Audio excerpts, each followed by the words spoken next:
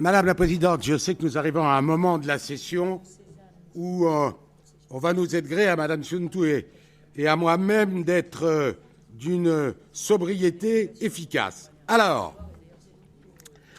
à la suite d'un certain nombre d'échanges préalables qui ont eu lieu entre la Présidente, M. Patrick Ollier et accessoirement moi-même, le Président de la métropole du Grand Paris, Patrick Ollier, a adressé un courrier le 19 février dernier à la Présidente pour lui demander son accord afin que les élus de la MGP puissent siéger au sein de l'hémicycle régional le temps qu'ils s'installent dans leur siège définitif et pour l'instant, cet déménagement n'est pas prévu avant plusieurs mois. Alors, à l'heure actuelle, le siège administratif de la MGP est hébergé par la préfecture de région et les séances du Conseil métropolitain se déroulent au sein de l'hémicycle du Conseil économique, social et environnemental qui, comment dirais-je, pratique un prix proche de celui du marché, je n'en dirai pas plus, et cela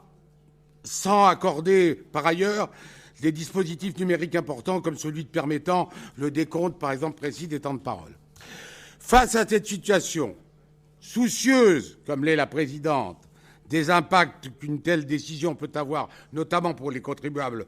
franciliens, mais aussi des relations de bonne intelligence que la région souhaite avoir avec l'ensemble des acteurs institutionnels de notre territoire, dont la MGP, Madame la Présidente propose au Conseil régional d'accorder une suite favorable à cette demande. Alors, vous allez voir, je vais être très très bref. Le présent rapport vise à établir le montant de la redevance forfaitaire due au Conseil régional pour chaque utilisation de l'hémicycle, afin que soient couverts les frais que vous connaissez, frais de personnel, de fuite, de consommables, de maintenance, et qu'ils soient répercutés sur la MGP. Après estimation par les services compétents de la maison, cette redevance forfaitaire est fixée à 10 000 € TTC jour.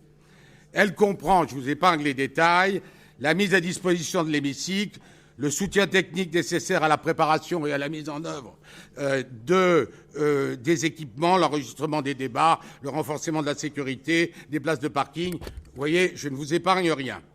Elle ne comprend pas, en revanche, ni le personnel pour l'accueil et l'émargement des élus, ni la prise de notes des débats, ni la diffusion des séances. Il s'agit là d'autant de prestations complémentaires qui pourront être incluses si le demandeur en fait état. Enfin, dans notre volonté d'être parfaitement transparent, j'ai cru vous recenser ici les éléments, y compris techniques, de cette délibération qui pressait, car la métropole a la vérité et pour l'instant SDF.